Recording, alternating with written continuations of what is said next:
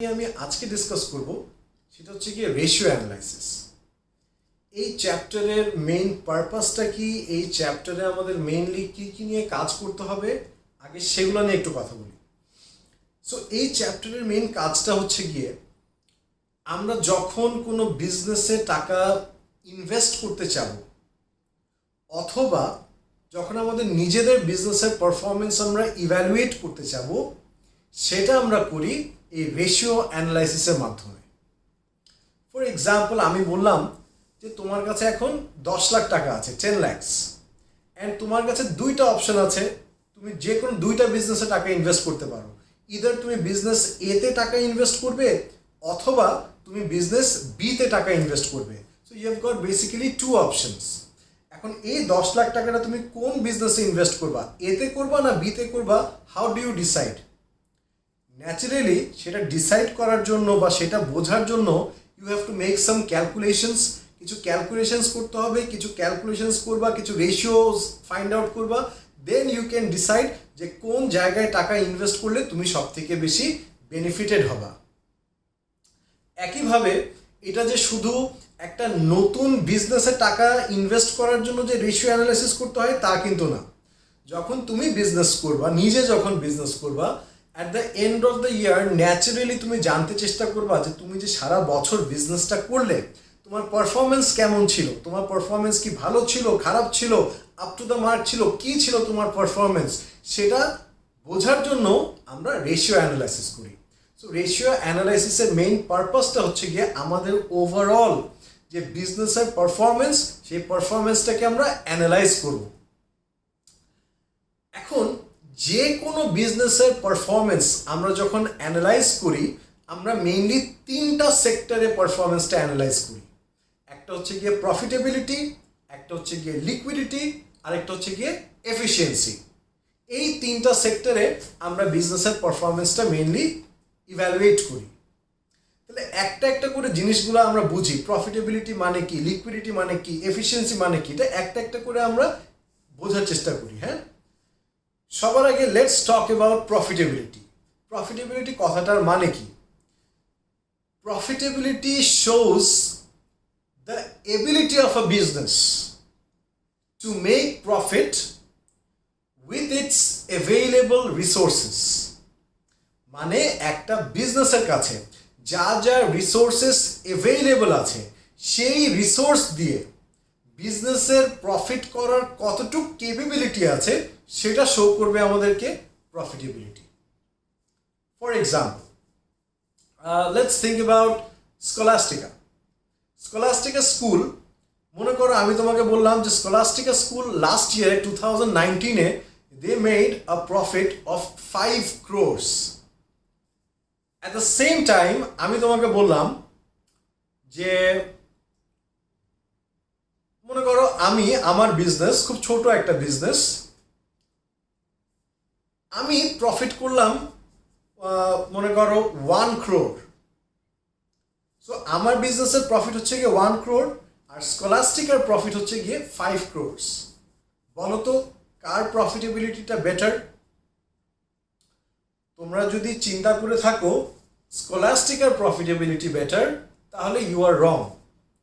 কেন আমি বলছি স্কলাস্টিকার প্রফিটেবিলিটি ইজ নট বেটার, আমার প্রফিটেবিলিটি বেটার, এটা আমি কেন বলছি?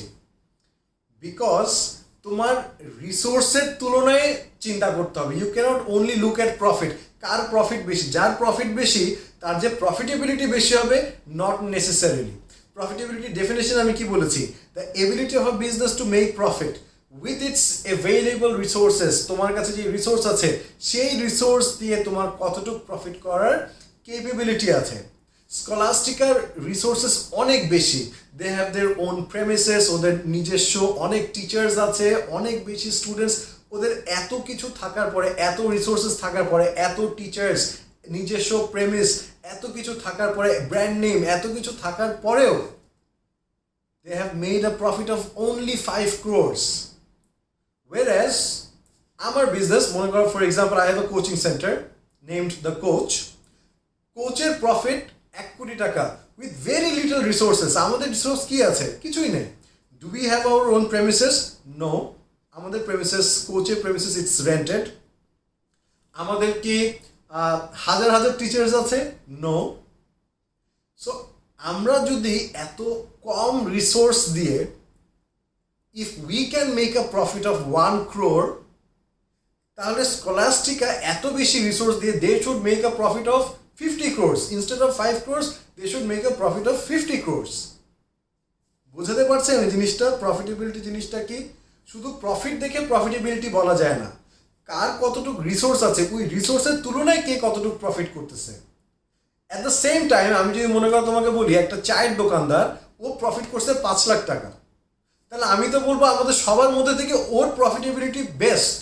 স্কলাস্টিকা বাদ দাও, কোচ বাদ দাও, সব বাদ দাও, সবার মধ্যে থেকে বেস্ট প্রফিটেবিলিটি হচ্ছে চায়ের দোকানদারের, বিকজ ও এত অল্প রিসোর্স নিয়ে ও যদি 5 লাখ টাকা প্রফিট করতে পারে তাহলে ইটস মানে অনেক ভালো পারফরমেন্স। সো একটা বিজনেসের প্রফিটেবিলিটি ভালো না খারাপ সেটা বোঝার জন্য আমাদের দেখতে হবে তার রিসোর্সের তুলনায় সে কতটুকু প্রফিট করছে। শুধু প্রফিট দেখলে হবে না। ক্লিয়ার এটা? ওকে, সো প্রফিটেবিলিটি জিনিসটা কি সেটা আমরা বুঝে গেলাম। এখন প্রফিটেবিলিটি ক্যালকুলেট করব কিভাবে সেটা আমরা দেখব। প্রফিটেবিলিটি ক্যালকুলেট করার জন্য মেইনলি 4টা ফর্মুলা আছে। নাম্বার ওয়ান হচ্ছে গিয়ে গ্রস প্রফিট মার্জিন, অথবা যেটাকে আমরা বলতে পারি gross profit as a percentage of revenue. দুইটা জিনিসই বলা যায়, গ্রস প্রফিট মার্জিন অথবা gross profit as a percentage of revenue. So gross profit as a percentage of revenue, এই কথাটার মানে কি? এই কথাটার মানে হচ্ছে গিয়ে রেভিনিউ এর কত পার্সেন্ট হচ্ছে গিয়ে গ্রস প্রফিট। এটা কিভাবে ক্যালকুলেট করতে পারি? খুবই সিম্পল, তোমরা নামটা শুনেই বুঝতেছো ফর্মুলা কিরকম হবে। We are trying to calculate sales এর কত percent gross profit. So the formula should be gross profit divided by sales into 100। তাহলেই পেয়ে যাবো না আমরা যে সেলস এর কত পার্সেন্ট বা রেভিনিউ এর কত পার্সেন্ট হচ্ছে গিয়ে গ্রস প্রফিট। ক্লিয়ার? সো এইটাকে গ্রস প্রফিট মার্জিন অথবা gross profit as a percentage of revenue বলা হতে পারে। সাপোজ আমি আমার বিজনেসের গ্রস প্রফিট মার্জিন ক্যালকুলেট করলাম, ক্যালকুলেট করে দেখলাম আনসার আসলো 40%। এখন এই যে 40% পাইলাম আমি আনসার, 40%টা কি ভালো না খারাপ এটা আমি কিভাবে বুঝবো? তোমাদের কি মনে হয়? আমি যদি বলি আমার বিজনেসের gross profit margin is 40%, what do you think? Is it good or bad? You are confused. কয়েকজন হয়তো ভাবছো ভালো, কয়েকজন হয়তো ভাবছো খারাপ, কিন্তু বুঝবো কিভাবে আসলে ভালো না খারাপ? বোঝার জন্য নিশ্চয় আমার কিছু না কিছুর সাথে কম্পেয়ার করতে হবে। আমি যদি কম্পেয়ার না করি তাহলে আমি কিভাবে বুঝবো ভালো না খারাপ? কিসের সাথে কম্পেয়ার করব? আমি স্ট্যান্ডার্ড রেশিওর সাথে কম্পেয়ার করব। স্ট্যান্ডার্ড রেশিও সিম্পলি মিনস মনে করো ইন্ডাস্ট্রি স্ট্যান্ডার্ড। ফর এক্সাম্পল আমি যদি বলি আমি ফার্নিচারের বিজনেস করি, তাহলে আমি খবর নিয়ে দেখব যে বাকি আমার যে কম্পিটিটরসরা আছে, বাকি যে ফার্নিচার কোম্পানিগুলো আছে, ওদের গ্রস প্রফিট মার্জিন কত হয়। ফর এক্সাম্পল আমি যদি জানতে পারি যে ইন্ডাস্ট্রিতে বাকি সবার গ্রস প্রফিট মার্জিন 50% আর আমার গ্রস প্রফিট মার্জিন 40%, তাহলে আমি বুঝবো আমার পারফরমেন্স খারাপ। আর আমি যদি দেখি ইন্ডাস্ট্রি স্ট্যান্ডার্ড হচ্ছে গিয়ে 50% কিন্তু আমার পারফরমেন্স ইজ বেটার, মনে করো 55%, তাহলে আমি বুঝবো আমার performance is better then the others, তখন আমি বুঝবো আমার পারফরমেন্স ভালো। ঠিক আছে? তাহলে আমাদের স্ট্যান্ডার্ডের সাথে কম্পেয়ার করতে হবে। এখন এক একটা ইন্ডাস্ট্রির এক এক রকম স্ট্যান্ডার্ড থাকে। ফর এক্সাম্পল ফুড ইন্ডাস্ট্রিতে profit margin is usually very high. Food ইন্ডাস্ট্রিতে প্রফিট মার্জিন থাকে 200%, 300% এরকম। ওয়েরাস মনে করো কার ইন্ডাস্ট্রিতে, গাড়ির ইন্ডাস্ট্রিতে প্রফিট মার্জিন অনেক কম থাকে, 1%, 2% এরকম। বাট একটা গাড়ির ইন্ডাস্ট্রিতে 1% মানেও অনেক টাকা, আর একটা ফুড ইন্ডাস্ট্রিতে 50% মানেও অল্প টাকা। সো এটা ইন্ডাস্ট্রি টু ইন্ডাস্ট্রি স্ট্যান্ডার্ডটা কিন্তু ভ্যারি করবে। ঠিক আছে? বাট আমাদের তো আর প্রত্যেকটা ইন্ডাস্ট্রি স্ট্যান্ডার্ড মনে রাখতে হবে না, আমরা কিছু জেনারেল স্ট্যান্ডার্ডস মনে রাখবো এবং সেই জেনারেল স্ট্যান্ডার্ডগুলোর সাথে আমরা কম্পেয়ার করব। কম্পেয়ার করলে আমরা বুঝতে পারবো ভালো না খারাপ। তাহলে gross profit as a percentage of revenue এটার স্ট্যান্ডার্ড রেটটা কত? এটার স্ট্যান্ডার্ড রেট হচ্ছে গিয়ে 28 to 30%। So 28 to 30% is the standard. আর আমি একটু আগে কি বললাম, আমার গ্রস প্রফিট মার্জিন কত? 40%। তাহলে তোমরা বলো এবার আমার পারফরমেন্স ভালো না খারাপ? অবশ্যই ভালো। ক্লিয়ার? চলে যাই নেক্সট টাইম।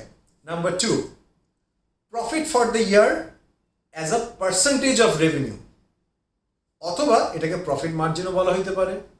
তাহলে তোমরাই বলো ফর্মুলা কি হবে profit for the year as a percentage of revenue? Formula হবে profit for the year after interest divided by revenue into 100। এখানে দেখো আমি profit for the year after interest বলেছি। আফটার ইন্টারেস্ট বললাম এই কারণে, কারণ ওই যে ইন্টারেস্ট বলতে কি বোঝাচ্ছে, যে লোন টোন নেই, লোনের এগেনস্টে ইন্টারেস্ট দিতে হয় না। সো ইন্টারেস্ট সব কিছু মাইনাস করার পরে আমি যে প্রফিটটা পাচ্ছি সেটা নিতে হবে আমার। Profit for the year divide by revenue into 100, তাহলে আমি পেয়ে যাব প্রফিট মার্জিন। এটার স্ট্যান্ডার্ড হচ্ছে গিয়ে 10%। ঠিক আছে? আচ্ছা, স্ট্যান্ডার্ডগুলো কিন্তু সবার বাই হার্ট মনে রাখতে হবে, কারণ স্ট্যান্ডার্ড যদি তুমি না জানো তুমি কম্পেয়ার করতে পারবে না যে তোমার পারফরমেন্স ভালো না খারাপ। ঠিক আছে, চলে আসি আমি নাম্বার 3-তে, return on capital employed. Return on capital employed. আচ্ছা, আগে ক্যাপিটাল এমপ্লয়েড কথাটার মানে কি সেটা একটু আমি এক্সপ্লেন করি। What do we mean by capital employed? Capital employed simply means the total long-term capital that is invested in the business. Long-term capital বলতে কি বুঝি? Long-term capital বলতে বুঝি as a owner আমি যেই ক্যাপিটালটা ইনভেস্ট করেছি সেটা তো থাকবেই, সাথে করে আমি যদি কোনো লং টার্ম লোন নিয়ে থাকি, মানে নন কারেন্ট লাইবিলিটি, এক কথায় যেটাকে আমরা বলি নন কারেন্ট লাইবিলিটি, মানে আমি যদি কোনো লং টার্ম লোন নিয়ে থাকি সেটাও কিন্তু লং টার্ম ক্যাপিটালের মধ্যে আমরা ইনক্লুড করি। So capital employed simply means the long-term capital of the business. R long-term capital এর মধ্যে কি থাকে? ওনারের capital plus any kind of non-current liability অথবা long-term লোন যেটাকে আমরা বলি। সো ক্যাপিটাল এমপ্লয়েড এর ফর্মুলাটাকে আমরা বলতে পারি ক্লোজিং ক্যাপিটাল প্লাস নন কারেন্ট লাইবিলিটি, বলতে পারি না এটা ক্যাপিটাল এমপ্লয়েড এর ফর্মুলা? ওকে, তাহলে এখন আমি কি বললাম, কি ক্যালকুলেট করব আমরা? Return on capital employed. Return on capital employed কথাটার মানে কি আগে সেটা একটু বোঝার চেষ্টা করি। Return on capital employed simply means তুমি বিজনেসে যে ক্যাপিটালটা এমপ্লয় করেছো, মানে যে ক্যাপিটালটা ইনভেস্ট করেছো, ওইটার তুলনায় তুমি কত পার্সেন্ট রিটার্ন পাচ্ছ।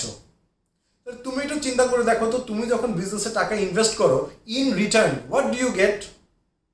প্রফিট। প্রফিট না?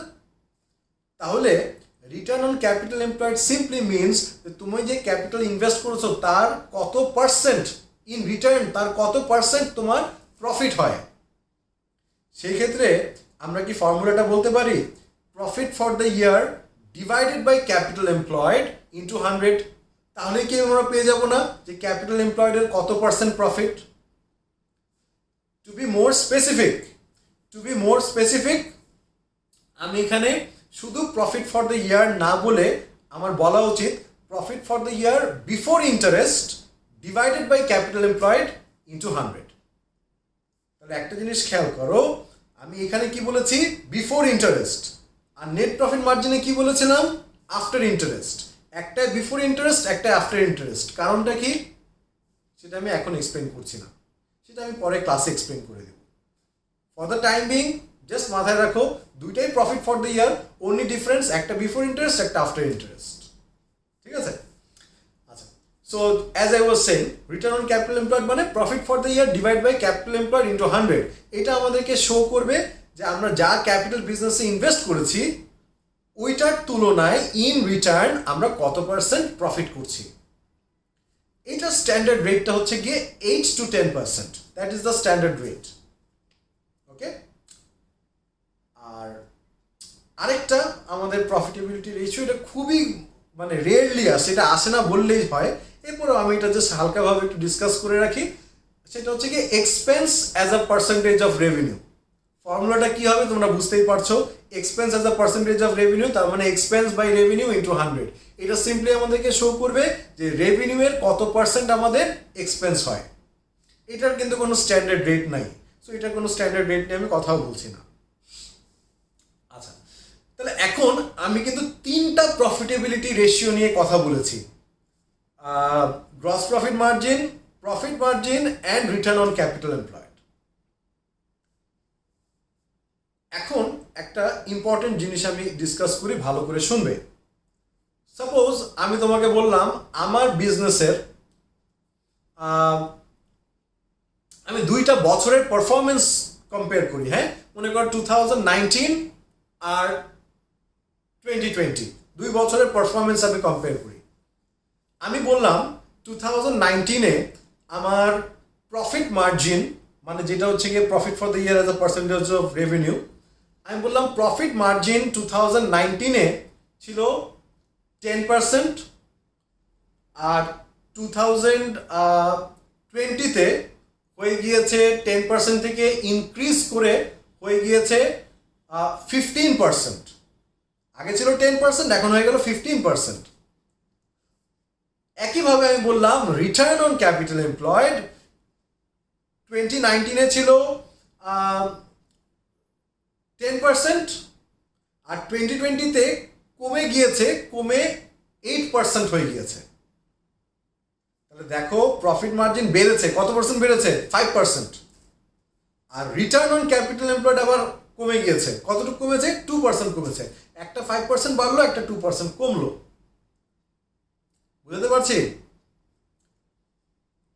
এখন তোমাকে যদি আমি জিজ্ঞেস করি যে বলো তো এই 2 বছরের মধ্যে কোন বছরের প্রফিটেবিলিটি আমার বেটার ছিল, বলতে পারবে?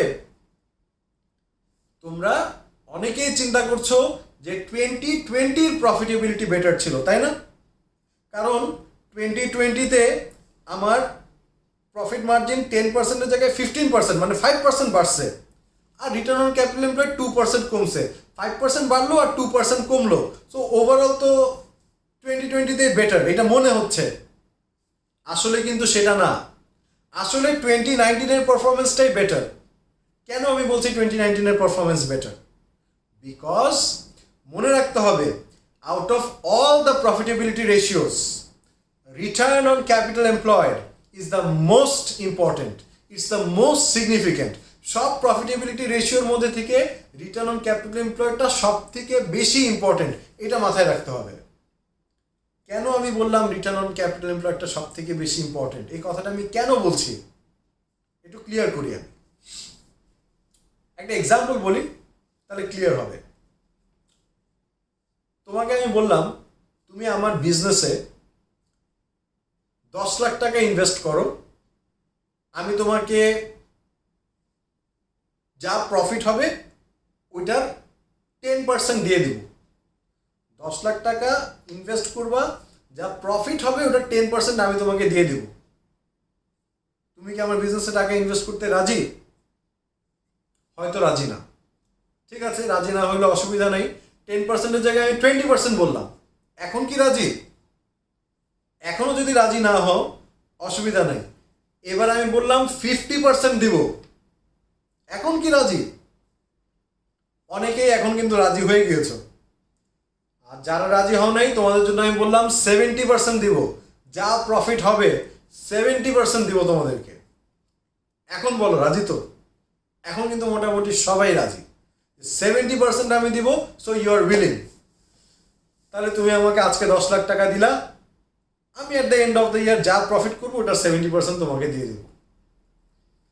1 বছর পরে আমি তোমাকে এসে বললাম যে পুরা বছর বিজনেস করে আমার প্রফিট হয়েছে 1 টাকা, তুই 1 টাকার 70% আমি তোমাকে দিয়ে দেই। 1 টাকার 70% কত? 70 পয়সা। আমি যদি তোমাকে 70 পয়সা দিয়ে দেই, are you happy? You are not happy. তাহলে দেখো তুমি কিন্তু একটা ভুল ডিসিশন নিয়েছো। কেন এই ভুল ডিসিশনটা নিলা? লোভে পড়ে। কেন লোভে পড়েছো? কারণ আমি 10% থেকে প্রফিট বাড়ায় 20% নিয়েছি, 20% থেকে 50% নিয়েছি, 50% থেকে যখন 70% বলছি তুমি রাজি হয়ে গেছো। তুমি বলছো ওকে ফাইন, আমি 10 লাখ টাকা দিচ্ছি। তুমি 10 লাখ টাকা দিয়েছো আমার বিজনেসে, আমি সারা বছর বিজনেস করে বছর শেষে এসে তোমাকে বললাম প্রফিট মাত্র 1 টাকা হয়েছে। অ্যান্ড অ্যাজ আই প্রমিসড যে প্রফিটের 70% তোমাকে দিব, আমি তোমাকে প্রফিটের 70% মানে 70 পয়সা দিয়ে দিলাম। চলবে? চলবে না। তাহলে দেখো তুমি কিন্তু একটা ভুল ডিসিশন নিয়েছো। হাউএভার আমি যদি তোমাকে বলতাম যে তুমি যা টাকা বিজনেসে ইনভেস্ট করবা সেটার 30% আমি তোমাকে প্রতি বছর দেব। প্রফিট কত না হোক ডাজেন্ট ম্যাটার, তুমি যা টাকা ইনভেস্ট করবা ওটার 30% আমি তোমাকে প্রতি বছর দেব। তো তুমি যদি 10 লাখ টাকা ইনভেস্ট করো, 10 লাখ টাকার 30% ইজ 3 লাখ টাকা। সো প্রতি বছর আমি তোমাকে 3 লাখ টাকা দিতে থাকবো, every year from now on, every year 3 lakh টাকা দিব। এখন কিন্তু তুমি রাজি হবা, বিকজ তুমি 10 লাখ টাকা ইনভেস্ট করবা and then for the rest of your life তুমি প্রতি বছর 3 লাখ টাকা করে পাইতে থাকবা। সো অবশ্যই তুমি এখন ইন্টারেস্টেড হবা এই বিজনেসে টাকা ইনভেস্ট করতে, রাইট? কেন? বিকজ দেখো আমি কিন্তু এখন তোমাকে যে টাকাটা দিচ্ছি, যে রিটার্নটা দিচ্ছি, it is not based on sales or profit. আমার প্রফিট হোক কি হোক না ডাজেন্ট ম্যাটার, আমার সেলস হোক কি হোক না ডাজেন্ট ম্যাটার। আমি তোমাকে বলেছি তুমি যেই টাকা ইনভেস্ট করবা ওই ইনভেস্টমেন্টের এগেনস্টে আমি তোমাকে রিটার্নটা দিব, ইনভেস্টমেন্টের উপরে বেস করে আমি তোমাকে রিটার্নটা দিব। তুমি যদি 10 লাখ টাকা ইনভেস্ট করো আমি তোমাকে 10 লাখ টাকার 30% দিব। তুমি যদি 5 লাখ টাকা ইনভেস্ট করো আমি তোমাকে 5 লাখ টাকার 30% দিব। তাহলে isn't this making more sense? যে ইনভেস্টমেন্টের তুলনায় প্রফিট কত হয়েছে, এটা কি আরো মোর সেন্সিবল না জিনিসটা? দ্যাট ইজ ওয়াই আমি বলেছি return on capital employed is most important out of all the profitability ratios.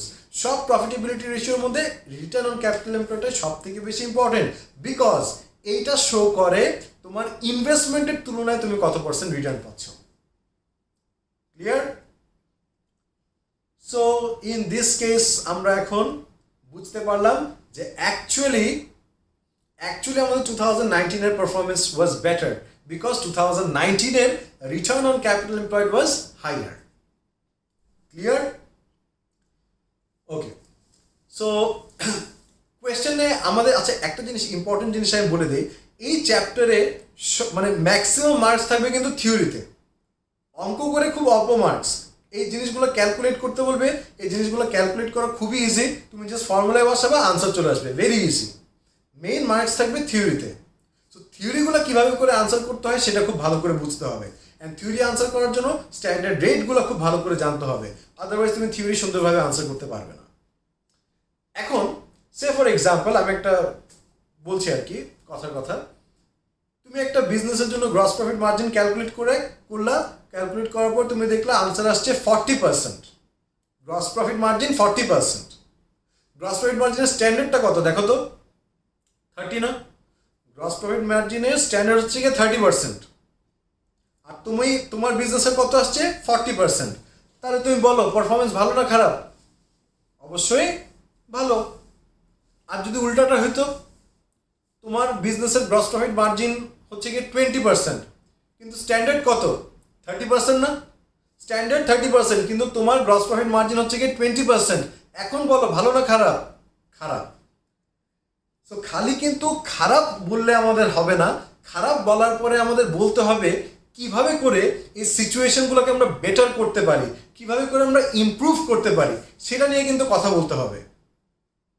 তাহলে হাউ টু ইমপ্রুভ প্রফিটেবিলিটি সেটা নিয়ে একটু কথা বলি, যে হাউ টু ইমপ্রুভ প্রফিটেবিলিটি আমরা কিভাবে বেটার করতে পারি সেটা নিয়ে একটু কথা বলি। প্রফিটেবিলিটি বেটার করার অনেক ওয়ে আছে, আমরা এখানে মেইন 4-5টা নিয়ে ডিসকাস করি, হ্যাঁ, বা মেইন 3-4টা নিয়ে ডিসকাস করি যে আমরা একটা বিজনেসের প্রফিটেবিলিটি কিভাবে বাড়াতে পারি। নাম্বার 1 আমি বলতে পারি বাই কন্ট্রোলিং দ্য এক্সপেন্সেস। একটা জিনিস খেয়াল করো, আমি কিন্তু এটা বলছি না বাই ডিক্রিজিং দ্য এক্সপেন্স, সেটা কিন্তু বলছি না, আমি বলছি বাই কন্ট্রোলিং দ্য এক্সপেন্সেস। দুটার মধ্যে কিন্তু ডিফারেন্স আছে। বাই ডিক্রিজিং দ্য এক্সপেন্স আমি কেন বললাম না? কারণ এক্সপেন্স চাইলেই ডিক্রিজ করানো যায় না। আমি চাইলেই কি আমার এক্সপেন্স কমাই দিতে পারবো? সম্ভব না এটা। কিন্তু এক্সপেন্স আমি কন্ট্রোল করতে পারবো। কিভাবে কন্ট্রোল করতে পারবো? মনে করো আমার অফিসে মনে করো 5টা এসি লাগানো আছে, আমি চিন্তা করলাম যে 5টা এসি আসলে আমার প্রয়োজন নেই, আমার 3টা এসি অন করলেই আমার রুম ঠান্ডা হয়ে যাচ্ছে, সো আমি 3টা এসি অন করলাম, আমার বিল কম আসবে। This is how I will control the expenses. So profitability বাড়ানোর জন্য একটা স্টেপ হইতে পারে by controlling the expenses, this can be one method. আরেকটা হইতে পারে by purchasing cheaper raw materials through better bargaining. খালি কিন্তু এটা বললো না যে চিপার র মেটেরিয়ালস কিনে নিলাম, কিভাবে কিনলাম চিপার র মেটেরিয়ালস সেটা বলতে হবে, through better bargaining. So this can B another way of improving profitability. অথবা আমরা এটাও বলতে পারি যে by purchasing cheaper raw materials from a different supplier. মানে আগে যে সাপ্লায়ার থেকে কিনতাম ও অনেক বেশি দামে দিত, সো আমি সাপ্লায়ার চেঞ্জ করে ফেললাম, সাপ্লায়ার চেঞ্জ করে অন্য সাপ্লায়ারের কাছে গেলাম যে আমাকে চিপার র মেটেরিয়ালস দিবে, সেটাও হতে পারে। আরেকটা হতে পারে by hiring lower skilled labour, thus decreasing the price of labor and increasing our profit.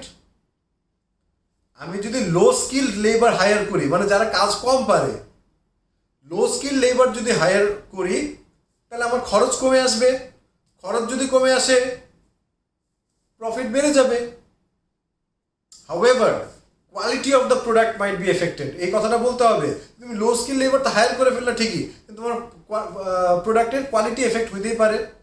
একইভাবে আমি যখন একটু আগে বলেছিলাম যে by purchasing cheaper raw materials, তুমি যখন চিপার র মেটেরিয়ালস পারচেজ করছো, বা এরকমও হতে পারে অনেক সময় আমরা এইভাবে বলি লেখার সময় যে by purchasing lower grade raw materials, মানে কম দামি র মেটেরিয়াল পারচেজ করতেছি। তুমি যদি lower grade raw material purchase করো তখন কিন্তু আবার ওই কথাটা বলতে হবে যে however quality of the product might be affected. কম দামি জিনিস কিনলে ওটা দিয়ে তুমি যদি প্রোডাক্ট বানাও, প্রোডাক্টটা ন্যাচারালি ভালো হবে না। সো এই টেকনিকগুলো আমরা কখন ইউজ করব? Where the quality of the product is not essential. For example, আমি যদি একটা ফার্নিচারের কথা বলি, একটা ফার্নিচারে আমি যেই কোয়ালিটি অফ উড দিচ্ছি ওই কোয়ালিটিটা যদি একটু 19-20 হয়, ডাজন্ট ম্যাটার, ফার্নিচার তো ফার্নিচারই। আমি যদি বেস্ট কোয়ালিটি উড না দিয়ে আমি যদি একটা মিডিয়াকার কোয়ালিটি উড দেই, no one really cares, because তুমি উডটা দেখতে পারবা না। ফার্নিচারে কি হয়, আমরা তো ফার্নিচার বানানোর পরে তুমি কি কাঠ দেখতে পারো? Not usually. ফার্নিচার বানানোর পরে আমরা ধরো কি বলে এটাকে,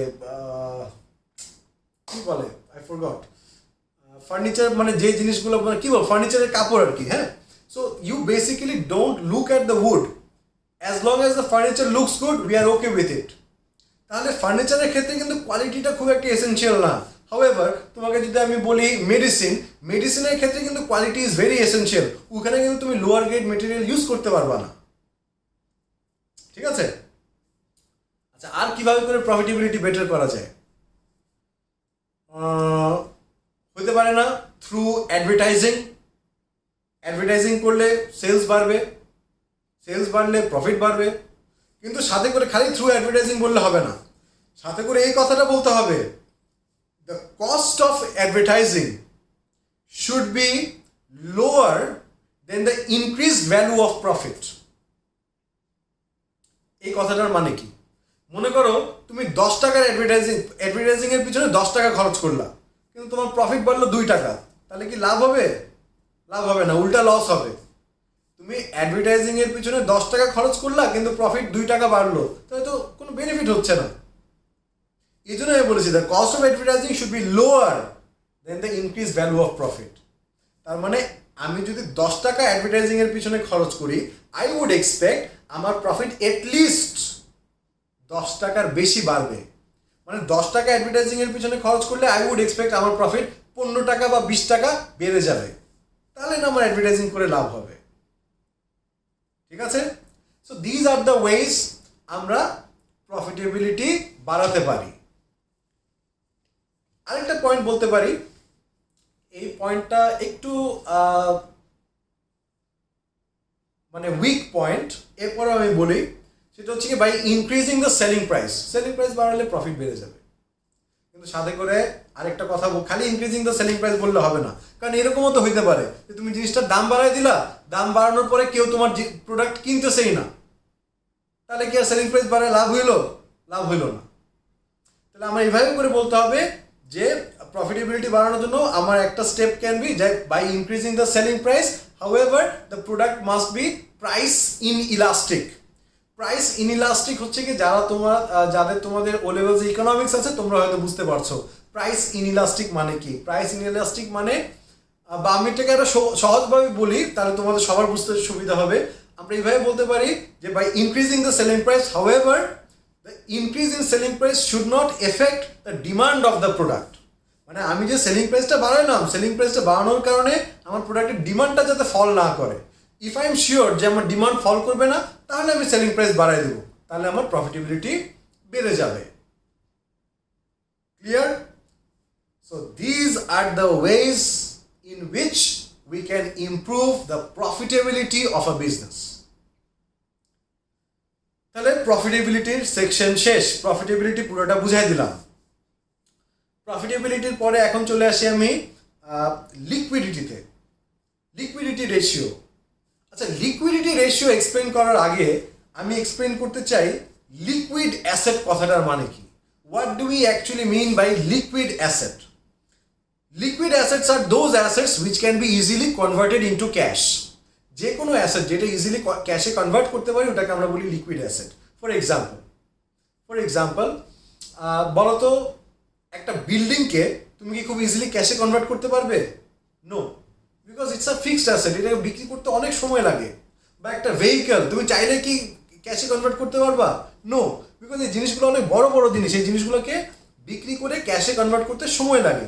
হাউএভার তুমি যদি ইনভেন্টরির কথা চিন্তা করো, ইনভেন্টরি তো আমরা ডেইলি বিক্রি করি, সো ইনভেন্টরিকে কিন্তু ক্যাশে আমরা খুব ইজিলি কনভার্ট করতে পারবো। So inventory is a liquid asset. Trade receivable is a liquid asset. Trade receivable মানে আমি যার থেকে টাকা পাই, আমি মনে করি তোমার থেকে টাকা পাই, সো আমি কি তোমাকে বললাম আমি তোমার থেকে যে টাকাটা পাই টাকাটা আমাকে দিয়ে দাও, so I can easily convert this into cash. Cash at bank, this is also a very liquid asset. ব্যাংকে একটা চেক লিখে দিব, এটা ক্যাশে কনভার্ট হয়ে আসবে। ক্যাশ ইন হ্যান্ড, এটা তো মোস্ট লিকুইড, এটাকে তো আর ক্যাশে কনভার্ট করার কিছু নাই, এটা তো already converted into cash. So তোমরা দেখো আমি লিকুইড অ্যাসেটের যে এক্সাম্পলগুলো দিলাম, inventory, trade receivable, cash at bank, cash in hand, এগুলো these are all examples of what? Current assets না? তাহলে আমি কি বলতে পারি যে current assets are the liquid assets? বলতে পারি। ওকে, তাহলে লিকুইড অ্যাসেট জিনিসটা কি সেটা তো আমরা বুঝে গেলাম। এখন লিকুইডিটি কথাটার মানে কি সেটা একটু এক্সপ্লেন করি। লিকুইডিটি মিনস, বা আমি এভাবে করে বলি যে liquidity shows the ability of a business to pay its short term debts as they fall due. এই কথাটা কিন্তু লাস্টে বলতে হবে, অ্যাজ দে ফল ডিউ। তার মানে হচ্ছে গিয়ে কি বললাম, liquidity shows the ability of a business to pay short term debts, মানে তোমার বিজনেসের শর্ট টার্ম ডেটস মানে current liability. So short term debts pay করার এবিলিটি আছে কি নাই সেটা দেখাবে লিকুইডিটি।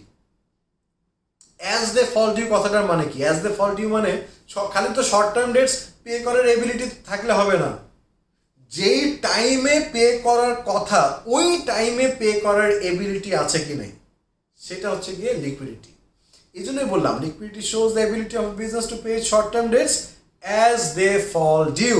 তার মানে যখন টাকাটা দেওয়ার কথা ওই সময় টাকাটা দেওয়ার এবিলিটি আছে কি নাই সেটা আমাদেরকে দেখাবে লিকুইডিটি। ঠিক আছে? তাহলে এই লিকুইডিটি ক্যালকুলেট করার জন্য মেইনলি দুইটা রেশিও আছে। নাম্বার ওয়ান এটাকে আমরা বলি কারেন্ট রেশিও, অথবা এটার আরেকটা নাম হচ্ছে গিয়ে ওয়ার্কিং ক্যাপিটাল রেশিও। আচ্ছা, ওয়ার্কিং ক্যাপিটাল জিনিসটা কি সেটা একটু এক্সপ্লেন করে নেই, অনেকে তোমরা ওয়ার্কিং ক্যাপিটাল জানো না। Working capital is simply the difference between current asset and current liability. Current asset আর কারেন্ট লাইবিলিটির মধ্যে যে ডিফারেন্সটা, সেই ডিফারেন্সটাকে আমরা বলি ওয়ার্কিং ক্যাপিটাল। ঠিক আছে? মনে করো কারেন্ট অ্যাসেট আছে 10 টাকার আর কারেন্ট লাইবিলিটি আছে 8 টাকার। ডিফারেন্স কত? 2 টাকা। এই 2 টাকাই হচ্ছে গিয়ে ওয়ার্কিং ক্যাপিটাল। এই কথাটার মানে কি একটু ক্লিয়ার করি। মনে করো আমার কাছে 10 টাকার কারেন্ট অ্যাসেট আছে আর 8 টাকার কারেন্ট লাইবিলিটি আছে। তো সবার আগে আমি কি করব, 10 টাকার মধ্যে থেকে 8 টাকা আমি সরাই রেখে দিব। কেন সরাই রাখবো? কারণ ওই যে কারেন্ট লাইবিলিটি পে করতে হবে, এই জন্য 8 টাকা আমি সরাই রেখে দিব। 8 টাকা সরানোর পরে আমার কাছে বাকি থাকবে কত? 2 টাকা। এই 2 টাকাই আমার ওয়ার্কিং ক্যাপিটাল, মানে এই 2 টাকা আমি আমার বিজনেসের জন্য ইচ্ছা মতো খরচ করতে পারবো। ঠিক আছে? আচ্ছা, so working capital ratio. Working ক্যাপিটালটা কিভাবে করে ক্যালকুলেট করেছিলাম? Current asset minus current liability. তাহলে ওয়ার্কিং ক্যাপিটাল রেশিওটা কিভাবে করে ক্যালকুলেট করব? Current asset divided by current liability. যেহেতু এটা রেশিও, এই জন্য ডিভাইড হয়ে যাচ্ছে। Current asset divided by current liability, এটা করলে আমরা ওয়ার্কিং ক্যাপিটাল রেশিওটা পেয়ে যাব। একটা এক্সাম্পল, নিউমেরিক্যাল এক্সাম্পল দিয়ে বুঝাই, তাহলে তোমাদের সবার ক্লিয়ার হবে। সাপোজ আমি বললাম কারেন্ট অ্যাসেট হচ্ছে কি 10,000 আর কারেন্ট লাইবিলিটি হচ্ছে কি 5,000। তাহলে 10,000 ডিভাইড বাই 5,000, আনসার কত আসে? 2। কিন্তু আমরা কোনো সময় আনসারটা এইভাবে 2 লিখবো না। রেশিও কিভাবে এক্সপ্রেস করে? 2:1। মানে সবসময় আনসারটা হবে সামথিং ইজ টু 1, মানে x:1। সবসময় আনসারটা এই রেশিওর ফর্মে এক্সপ্রেস করবা, সামথিং ইজ টু 1। সো এখানে দ্য আনসার ইজ 2:1। এই যে আনসারটা পেলাম 2:1, হোয়াট ডাজ দিস মিন? এই 2:1 কথাটার মানে কি? তোমরা চিন্তা করো তো, এই যে 2:1 আমরা এখানে দেখতে পাচ্ছি, 2:1 মানে কি আমি বলতে পারি না যে কারেন্ট অ্যাসেট দিয়ে কারেন্ট লাইবিলিটি পে অফ করার এবিলিটি আছে? কারণ 2টা কি? কারেন্ট অ্যাসেট, আর 1টা কি? কারেন্ট লাইবিলিটি না? যে 10,000 ডিভাইড বাই 5,000, রাইট? এটা ছিল। So when we got the ratio 2:1, তার মানে 2 টাকার কারেন্ট অ্যাসেটের এগেনস্টে আমার 1 টাকার কারেন্ট লাইবিলিটি আছে। তাহলে তোমরা বলো, আমি কারেন্ট অ্যাসেট দিয়ে কারেন্ট লাইবিলিটি পে অফ করতে পারবো না পারবো না? পারবো, কারণ আমার 2 টাকার কারেন্ট অ্যাসেট আছে এগেনস্ট 1 টাকার কারেন্ট লাইবিলিটি, রাইট? সো এই জন্য আমি বললাম যে working capital shows the liquidity position of the business. এই ওয়ার্কিং ক্যাপিটাল রেশিওটা যে আমি দেখতেছি 2:1, এটা দেখে কিন্তু আমি বুঝতে পারতেছি যে ইয়েস, আমার বিজনেসের সেই এবিলিটি আছে কারেন্ট অ্যাসেট দিয়ে কারেন্ট লাইবিলিটি পে অফ করার।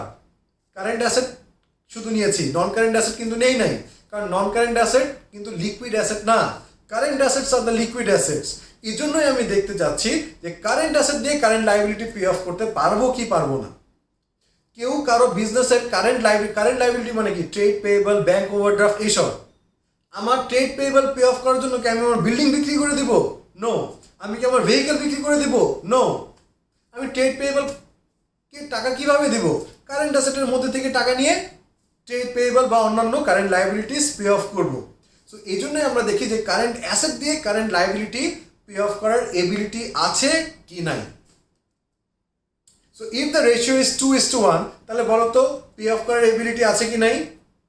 অবশ্যই আছে। এখন এটা ভালো না খারাপ সেটা কিভাবে বুঝবো?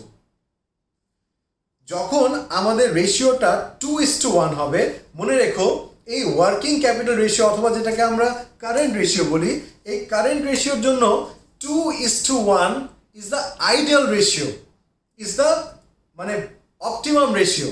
2:1 হচ্ছে গিয়ে standard ratio for working capital ratio. 2:1টাই হচ্ছে গিয়ে বেস্ট।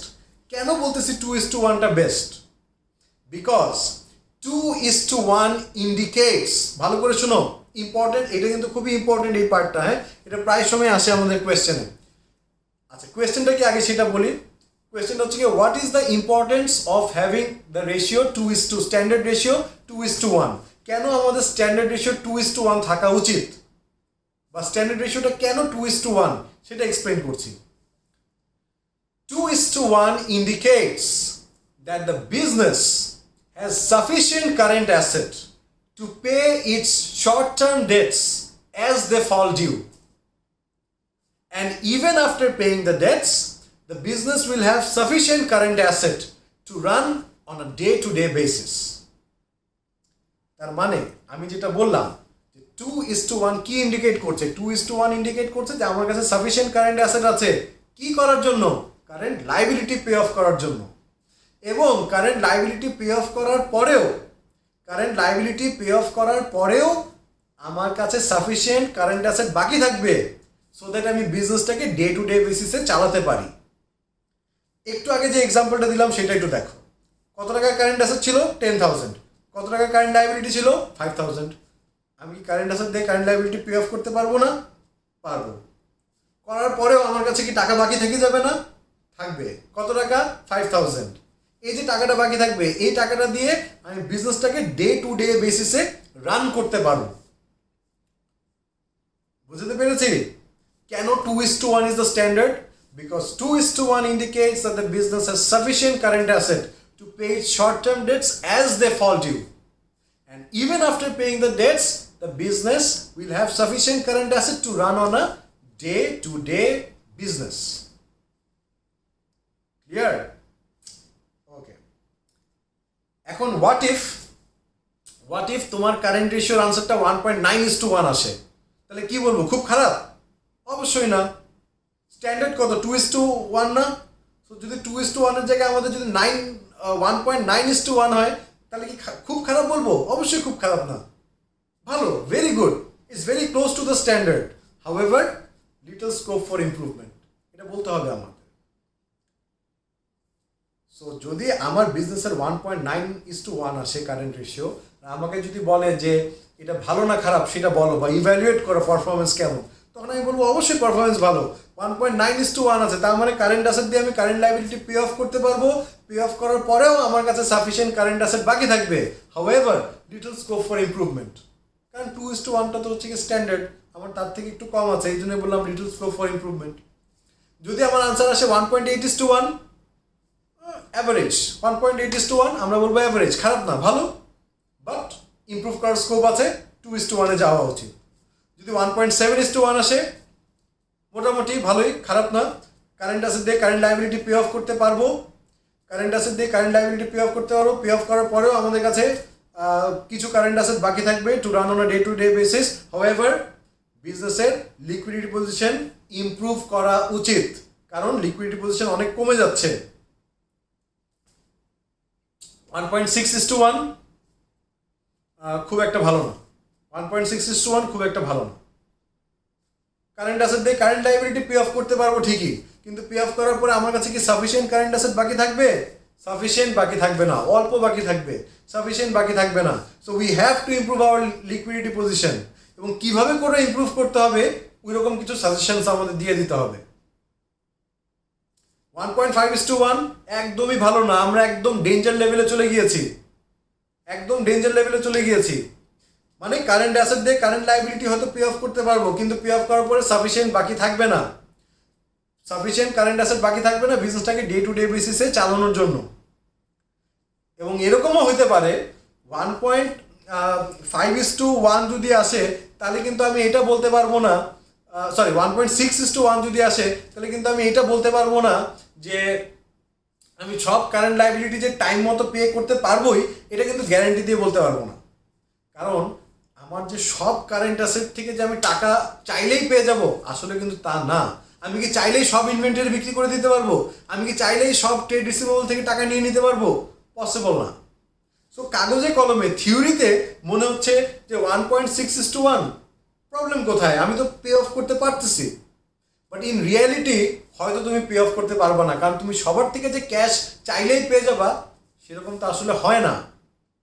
সো 1.6:1 যখন আসবে, তখন আমরা বলবো যে আমরা ডেঞ্জার লেভেল রিচ করে যাচ্ছি, কিন্তু আস্তে আস্তে 1.4 হচ্ছে কি একদম ডেঞ্জার লেভেল, মানে 1.5-এর নিচে গেলেই ডেঞ্জার লেভেলে চলে গেল তুমি। তো যদি আমার 1.6:1 আসে, তখন আমি বলবো যে ইয়েস, আমি কারেন্ট অ্যাসেট দিয়ে কারেন্ট লাইবিলিটি পে অফ করতে পারবো, বাট এরপরে আমার কাছে সাফিসিয়েন্ট কারেন্ট অ্যাসেট থাকবে না, এবং আমরা একদম ডেঞ্জার লেভেলে চলে যাচ্ছি। বিজনেস কিন্তু যে কোনো সময় ব্যাংকরাপ্টও হয়ে যেতে পারে। অ্যান্ড সাথে করে বলতে হবে যে immediately we have to take actions to improve the liquidity position, এবং কীভাবে করে ইমপ্রুভ করবো সেরকম কিছু সাজেশনও দিয়ে দিব।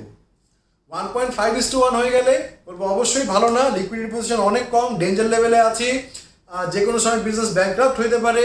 কীভাবে করে লিকুইডিটি পজিশন ইমপ্রুভ করা যায় সেগুলো কিছু সাজেশন দিয়ে দেবো। তাহলে তোমরা খেয়াল করো আমার টোনটা কিভাবে করে চেঞ্জ হইলো সেটা খেয়াল করো। আমি যখন 2:1 ছিল তখন বলছি পারফেক্ট, আর কিচ্ছু লাগবে না, যখন 1.9:1 হয়েছে তখন আমি বলছি যে সব কিছু ঠিক আছে কিন্তু লিটল স্কোপ ফর ইমপ্রুভমেন্ট। যখন 1.8:1 হয়েছে আমি সব কিছু ঠিক আছে, কারেন্ট অ্যাসেট দিয়ে কারেন্ট লায়াবিলিটি পে অফ করতে পারবো, এরপর সাফিসিয়েন্টও আছে, সবই আছে, কিন্তু আমাদের লিকুইডিটি পজিশন বেটার করা উচিত। যখন 1.7:1 হয়েছে তখন বলছি যে অ্যাভারেজ পারফরমেন্স, কারেন্ট অ্যাসেট দিয়ে কারেন্ট লায়াবিলিটি পে অফ করে দিতে পারবো, এরপরে আমরা বিজনেসটাকে হয়তো চালাতে পারবো, বাট আমাদের স্টেপস নেওয়া উচিত লিকুইডিটিটাকে বেটার করার জন্য। যখন 1.6 হয়েছে তখন আমরা বলছি যে আস্তে আস্তে আমরা ডেঞ্জার লেভেলের দিকে চলে যাচ্ছি, ইমিডিয়েট স্টেপস নিতে হবে লিকুইডিটি পজিশন ইমপ্রুভ করার জন্য, এবং কী কী স্টেপস নিতে হবে সেটাও বলে দেবো। 1.5 যখন একদম ডেঞ্জার লেভেলে চলে আসছি, বিজনেস যে কোনো সময় ব্যাংকরাপ্ট হতে পারে, টাইম মতো আমরা টাইম মতো ট্রেড পেয়েবলদেরকে টাকা দিতে পারবো না, টাইম মতো যদি টাকা দিতে না পারি তাহলে প্রবলেমস কী হবে তখন সেটা নিয়েও কথা বলবো। যে টাইম মতো যদি টাকা দিতে না পারি তাহলে relationship with the trade payables will worsen. আমি যদি টাইম মতো আমার ট্রেড পেয়েবলদেরকে টাকা না দিই তাদের সাথে আমার রিলেশনশিপ খারাপ হয়ে যাবে না? ইন ফিউচার ওরা কি আমাকে গুড সেল করতে চাবে না, কিন্তু তখন আমি এই পয়েন্টগুলো বলতে হবে যে দেরি আমার যদি লিকুইডিটি পজিশন খারাপ হয়ে যায় তখন what are the problems, what are the effects যেটা হইতে পারে আমার বিজনেসে। টাইম মতো টাকা দিতে পারবো না, বিজনেস ব্যাংকরাপ্ট হয়ে যেতে পারে, রিলেশনশিপ উইথ দ্য ক্রেডিটার্স মানে ট্রেড পেয়েবল খারাপ হবে, তখন এই পয়েন্টসগুলো বলতে হবে আমার। হাউ টু এরপরে কীভাবে করে লিকুইডিটি পজিশন বেটার করা যায় এরকম সাজেশন দিতে হবে আমার। তাহলে দেখেছো কীভাবে করে টোনগুলো চেঞ্জ হয়েছে, যত কমতেছে তত বেশি আর্জেন্সি বাড়তেছে কিন্তু আমার টোনে, এই ব্যাপারটা কিন্তু খেয়াল করো, ঠিক আছে না? ওকে, হোয়াট ইফ আমার লিকুইডিটি পজিশন আসে 3:1, ভালো না খারাপ? নিশ্চয় ভালো, 3:1। তাহলে আমরা 3:1 হলে কি বলবো? অবশ্যই খুবই ভালো, কারেন্ট অ্যাসেট দিয়ে কারেন্ট লায়াবিলিটি পে অফ করতে পারবো, পে অফ করার পরেও আমার কাছে সাফিসিয়েন্ট কারেন্ট অ্যাসেট বাকি থাকবে to run the business on a day-to-day basis. However, 3:1 indicates that the business has excess current asset which are not being utilized efficiently. তার মানে the business has idle assets বা idle resources. idle resource থাকা কিন্তু ভালো না। আমি যদি তোমাকে বলি যে আমি একটা বিজনেস করি আর আমার ব্যাংক অ্যাকাউন্টে 5 কোটি টাকা আছে, বলতো ভালো না খারাপ? খারাপ। কেন খারাপ? আমি ব্যাংক অ্যাকাউন্টে কেন 5 কোটি টাকা থাকবে? এই 5 কোটি টাকা I should invest in my business and make my business expand. আমি যদি বিজনেস এক্সপ্যান্ড করি প্রফিট বেশি হবে। আমি যদি টাকাটা ব্যাংকে রেখে দিই তার মানে কি আমার কাছে রিসোর্স আছে কিন্তু আমি ওটাকে ঠিকমতো এফেক্টিভলি কাজে লাগাচ্ছি না। তো 3:1 যখন হবে আমরা বলবো সব কিছুই ভালো, টাইম মতো টাকাও দিতে পারবো, সবই ঠিক আছে। However, it indicates that the business has excess current assets which are not being utilized efficiently. ঠিক আছে? আচ্ছা, এই যে আমি থিওরিটিক্যাল যে পয়েন্টসগুলো বলছি, কথাবার্তাগুলো বলছি, এগুলো সব কিছুর জন্য একটা নোট আমি তোমাদেরকে দিয়ে দিব। So don't worry about that. হ্যাঁ, আমি যা যা থিওরিটিক্যাল কথাবার্তা বলছি সব কিছুর জন্য নোট কিন্তু আমি দিয়ে দিব। আচ্ছা, এরপরে আমি আচ্ছা এখন একটা কথা একটু মাঝখানে বলি, এই যে 3:1 নিয়ে কথা বললাম, তাহলে বলো তো 2:1 আর 3:1 এই দুইটার মধ্যে আমাকে যদি কেউ জিজ্ঞেস করে কোনটা বেটার, আমি কি বলবো কোনটা better? 2:1 is better because 2:1 is the ideal ratio. Ideal মানে কি? Best, that is the optimum. So 2:1 is the best. এটা থেকে কম হইলেও খারাপ, বেশি হইলে আমি খারাপ বলবো, মানে খারাপ ইন দ্য সেন্স যে আমরা ঠিক মতো রিসোর্সেসগুলোকে ইউটিলাইজ করতেছি না। সো ওভারঅল 2:1 হচ্ছে কি বেস্ট। কিন্তু প্রফিটেবিলিটির ক্ষেত্রে কিন্তু আবার এভাবে না। প্রফিটেবিলিটির ক্ষেত্রে যত বেশি তত ভালো। সাপোজ আমি বলছিলাম গ্রস প্রফিটের স্ট্যান্ডার্ড হচ্ছে কি 30%, 30 টাকায় যদি 50% হয় আরও ভালো, 70% হলে আরও ভালো, 80% হলে আরও ভালো। প্রফিটেবিলিটি যত বেশি তত ভালো, কিন্তু লিকুইডিটি কিন্তু সেরকম না। 2:1 ইজ দ্য অপটিমাম, মানে বেস্ট। এটা থেকে কম হইলে তো অবশ্যই খারাপ, আর যদি এটা থেকে বেশি হয় তবুও খারাপ। 2:1টাই হচ্ছে কি মানে একদম বেস্ট সিচুয়েশন। ঠিক আছে, চলে আসি লিকুইডিটি রেশিওর সেকেন্ড টাইপ।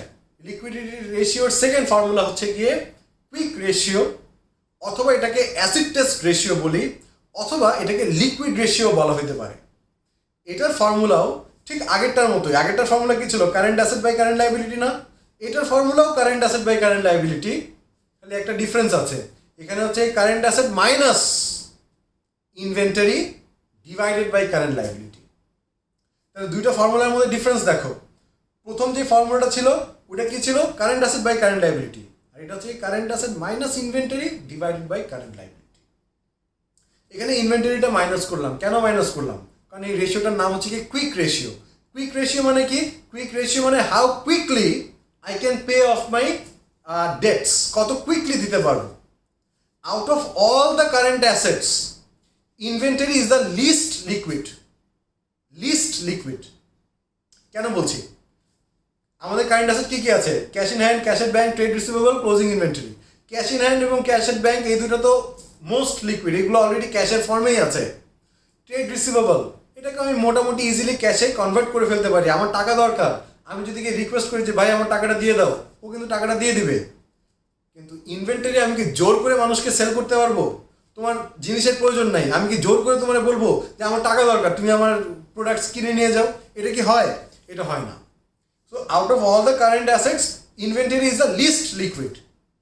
এই জন্যই আমরা দেখতে চাই যে কারেন্ট অ্যাসেট থেকে ইনভেন্টরি বাদ দেওয়ার পরে যে রিমেইনিং কারেন্ট অ্যাসেট থাকে, সেই রিমেইনিং কারেন্ট অ্যাসেট দিয়ে কারেন্ট লাইবিলিটি পে অফ করার এবিলিটি আছে কি নাই সেটা আমরা দেখব এই কুইক রেশিও দিয়ে। কারেন্ট অ্যাসেট থেকে ইনভেন্টরি বাদ দেওয়ার পরে রিমেইনিং কারেন্ট অ্যাসেট দিয়ে কারেন্ট লাইবিলিটি পে অফ করার এবিলিটি আছে কি নাই, এবং এটার স্ট্যান্ডার্ড হচ্ছে কি 1:1। কেন 1:1? কারণ 1:1 ইন্ডিকেট করতেছে the business has sufficient current asset to pay it short term debts as they fall due. এখন তুমি ভাবতেছো যে 1:1 যদি থাকে তাহলে কারেন্ট অ্যাসেট দিয়ে তো কারেন্ট লাইবিলিটি পে অফ করে দেবো, এবার বিজনেসটাকে ডে টু ডে বেসিসে চালাবো কিভাবে? ডে টু ডে বেসিসে বিজনেসটাকে চালানোর জন্য ওই যে ইনভেন্টরি সরাই রেখেছো না, ওই দেখো কারেন্ট অ্যাসেট থেকে ইনভেন্টরিটা মাইনাস করে রেখেছো না, ওই যে ইনভেন্টরি তোমার কাছে আছে, প্রতিদিন কিছু না কিছু ইনভেন্টরি তো বিক্রি করা হবে, সেই ইনভেন্টরি থেকে যে টাকাটা পাবো সেটা দিয়ে বিজনেসটাকে চালাও ডে টু ডে বেসিসে। ঠিক আছে, তাহলে দেখো দুইটা স্ট্যান্ডার্ডের মধ্যে ডিফারেন্সটা দেখো তো। কারেন্ট রেশিও স্ট্যান্ডার্ড ছিল 2:1 আর কুইক রেশিও স্ট্যান্ডার্ড হচ্ছে কি 1:1। দুইটার ফর্মুলার মধ্যে ডিফারেন্স কি, শুধুমাত্র ইনভেন্টরি না, ইনভেন্টরি ছাড়া বাকি দুইটা ফর্মুলা তো সেমই, তাই না? কিন্তু দেখো ইনভেন্টরিটা বাদ দেওয়ার সাথে সাথে স্ট্যান্ডার্ড রেশিওটা 2:1 এর জায়গায় 1:1 হয়ে গেল। তাহলে আমরা কি এটা বলতে পারি না যে ওরা আমাদেরকে বোঝাতে চাচ্ছে যে out of all the current asset 50% of the current asset should be inventory? বলতে পারি এই কথা, কারণ কারণ ইনভেন্টরিটা বাদ দেওয়ার পরেই তুমি দেখো স্ট্যান্ডার্ডটা ওরা কিভাবে করে চেঞ্জ করে নিল। ইনভেন্টরিটা বাদ দেওয়ার পরেই ওরা স্ট্যান্ডার্ডটাকে 2:1 এর জায়গায় 1:1 এ নিয়ে আসলো, মানে কারেন্ট অ্যাসেট 2 এর জায়গায় 1 এ নিয়ে আসছে, হাফ করে ফেলেছে। তাহলে কি আমি এই কথা বলতে পারি না পুরা কারেন্ট অ্যাসেটের মধ্যে 50% of the current asset should be inventory? বলতে পারি তো, রাইট? আচ্ছা, এখন 1:1 তো স্ট্যান্ডার্ড। এখন হোয়াট ইফ আমাদের 1:1 না হয় 0.9:1 হয়, তাহলে আমরা কি বলবো, ভালো না খারাপ? ভালো, অবশ্যই ভালো। 0.9:1 is good, but little scope for improvement. ওই আগেরটা আমি যেভাবে করে আনসার করেছিলাম এইটার আনসারও আমি একইভাবে দিব। যেমন ওখানে কি বলেছিলাম, 1.9:1 বলেছিলাম লিটল স্কোপ ফর ইমপ্রুভমেন্ট, 1.8:1 বলেছিলাম ভালোই, খারাপ না কিন্তু ইমপ্রুভ করা উচিত, 1.7 বলেছিলাম অ্যাভারেজ। এখানেও একইভাবে 1:1 হচ্ছে কি পারফেক্ট, আর 0.9:1 যদি হয় ভালো, সবই ভালো, লিটল স্কোপ ফর ইমপ্রুভমেন্ট। 0.8:1 যদি হয় তাহলে আমি বলবো যে মোটামুটি ভালো, ইমপ্রুভ করা উচিত। 0.7:1 হইলে অ্যাভারেজ, খুব একটা ভালো না, আরও ইমপ্রুভ করা উচিত।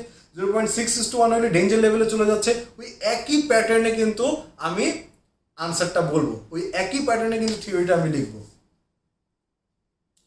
ক্লিয়ার? তো কারেন্ট রেশিও থিওরি বুঝে থাকলে এটার থিওরিও লিখতে পারবে, অসুবিধা হবে না। এবং এখানে ওই একই কথাগুলো আবার বলতে হবে, কিভাবে করে লিকুইডিটি পজিশন বেটার করা যায়, এটা সেটা হাবি যাবে, সেম পয়েন্টস। এখন একটু আগে আমি যে বলেছিলাম যে যখন আমাদের লিকুইডিটি পজিশন খারাপ হয়ে যাবে তখন আমাদের বলতে হবে যে how to improve the liquidity position. How to improve the liquidity position সেটা নিয়ে আমি এখন কথা বলবো। মনে নেই যে একটু আগে বলছিলাম না যে যখন আমাদের লিকুইডিটি পজিশনটা খারাপ হতে থাকবে তখন একটা পর্যায়ে গিয়ে আমাদের বলতে হবে যে খারাপ হয়ে যাচ্ছে, এটাকে বেটার করতে হবে। খালি বললে হবে না, বেটার করতে হবে। কীভাবে করে বেটার করতে হবে, সাজেশন দিতে হবে। তো ওই পয়েন্টসগুলো এখন আমি একটু ডিসকাস করি যে লিকুইডিটি পজিশন কীভাবে করে ইমপ্রুভ করা যেতে পারে। লিকুইডিটি পজিশন ইমপ্রুভ করার অনেকগুলো মেথড আছে। আমি সব থেকে মেইন 3টা পয়েন্ট নিয়ে আমি এখন কথা বলবো। 3 মোস্ট ইম্পর্টেন্ট পয়েন্টস, যেগুলো সব থেকে স্ট্রং পয়েন্ট, আমি ওই 3টা পয়েন্ট নিয়ে কথা বলবো। How to improve liquidity. Liquidity improve করার জন্য আমাদের 3টা মেইন পয়েন্ট। নাম্বার ওয়ান হচ্ছে গিয়ে by selling of non current asset. Non current asset যদি আমি সেল করে দিই তাহলে লিকুইডিটি পজিশন বেটার হবে। কিভাবে? নন কারেন্ট অ্যাসেট বিক্রি করে দেবো, বিক্রি করে কি পাবো? ক্যাশ পাবো। ক্যাশ মানে কি? কারেন্ট অ্যাসেট না? তো কারেন্ট অ্যাসেট যদি বেটার হয় অটোমেটিকলি লিকুইডিটি পজিশন বেটার হয়ে যাবে না? ফর্মুলা দেখো, ফর্মুলা কি? Current asset by current liability. Current asset যত বাড়বে লিকুইডিটি পজিশন তত ভালো হবে, কারেন্ট লাইবিলিটি যত কমবে লিকুইডিটি পজিশন তত ভালো হবে। সো প্রথম পয়েন্ট আমরা বলতে পারি by selling of non current asset for cash. Non current asset বিক্রি করে দিলাম, নন কারেন্ট অ্যাসেট বিক্রি করে দিলে ক্যাশ পাবো, ক্যাশ পাইলে কারেন্ট অ্যাসেট বাড়বে, কারেন্ট অ্যাসেট বাড়লে লিকুইডিটি বাড়বে। সেকেন্ড পয়েন্টটা হচ্ছে গিয়ে আমি বলতে পারি বাই ইনভেস্টিং মোর ক্যাপিটাল। আমি বিজনেসে যদি ক্যাপিটাল ইনভেস্ট করি তাহলে আমার ক্যাশ বাড়বে না? ক্যাপিটাল ইনভেস্ট করতেছি মানে তো ক্যাশ দিচ্ছি, ক্যাশ বাড়বে, ক্যাশ বাড়লে কারেন্ট অ্যাসেট বাড়বে, কারেন্ট অ্যাসেট বাড়লে লিকুইডিটি বাড়বে। আর lastly number 3, by taking long term loan. আমি যদি লং টার্ম লোন নেই তাহলে কি আমার কারেন্ট লাইবিলিটি থেকে কোনো চেঞ্জ আসবে? আসবে না, কারণ এটা long term loan. Long term loan মানে কি? নন কারেন্ট লাইবিলিটি। সো আমি লং টার্ম লোন যদি নেই কারেন্ট লাইবিলিটিতে কোনো চেঞ্জ আসবে না, কিন্তু এই যে লোনটা নিলাম, লোন মানে কি? ক্যাশ নিচ্ছি না, টাকা পাচ্ছি। সো ক্যাশের কারণে কারেন্ট অ্যাসেট বেড়ে যাবে, কারেন্ট অ্যাসেট বেড়ে গেলে লিকুইডিটি বেড়ে যাবে। ক্লিয়ার? লিকুইডিটি পজিশন ইমপ্রুভ করার জন্য মেইনলি আমরা যে তিনটা স্টেপ ফলো করি বা তিনটা মেথড ইউজ করি, সেগুলো হচ্ছে গিয়ে এই 3টা। Number 1, by selling of non current asset for cash. Number 2, by investing more capital. And number 3, by taking long term loan বা by obtaining long term loan. ঠিক আছে? সো দিস ইজ হাউ আমরা বিজনেসের লিকুইডিটি ইমপ্রুভ করতে পারি। Profitability বোঝানো শেষ, liquidity বোঝানো শেষ। এখন আমি চলে আসবো এফিসিয়েন্সি রেশিওতে। আচ্ছা, এফিসিয়েন্সি প্রফিটেবিলিটি তো প্রথমে এক্সপ্লেন করেছিলাম, এরপর লিকুইডিটি। এখন আসবো কিসে? Last sector efficiency. এফিসিয়েন্সিতে আসার আগে একটা কথা বলি, যারা এডেক্সেল 9-1 সিলেবাসে যারা আছো তোমাদের এফিসিয়েন্সি রেশিওগুলো লাগবে না, তোমাদের প্রফিটেবিলিটি আর লিকুইডিটি পর্যন্ত দেখলেই এনাফ। আর যারা এ লেভেলসের স্টুডেন্টস অথবা যারা কেমব্রিজের স্টুডেন্টস, কেমব্রিজ কিন্তু ও লেভেল এ লেভেল সবারই এফিসিয়েন্সি রেশিও লাগবে। আর এডেক্সেলে যারা এ লেভেলসের স্টুডেন্ট তোমাদের এফিসিয়েন্সি রেশিওগুলো লাগবে। আর যারা এডেক্সেল ও লেভেলের স্টুডেন্টস তোমাদের এফিসিয়েন্সি রেশিও এখন আর সিলেবাসে নাই, এরপরেও আমি সাজেস্ট করবো এফিসিয়েন্সি রেশিওগুলো একটু দেখে রাখো, কারণ দেখে রাখলে তাহলে কিছু কনসেপ্টস একটু ক্লিয়ার থাকবে। হ্যাঁ, একটু জাস্ট দেখে রাখো, জাস্ট ফর ইউর নলেজ, আর কোনো কারণ নেই। তাহলে এফিসিয়েন্সি রেশিও কি কি আছে সেগুলো নিয়ে আমরা কথা বলি। এফিসিয়েন্সি রেশিও আছে আমাদের মাত্র 4টা। তাহলে 4টা এফিসিয়েন্সি রেশিও আমি খুব কুইকলি একটু ডিসকাস করে ফেলি। সবার আগে আমার আছে নাম্বার 1 যে এফিসিয়েন্সি রেশিওটা।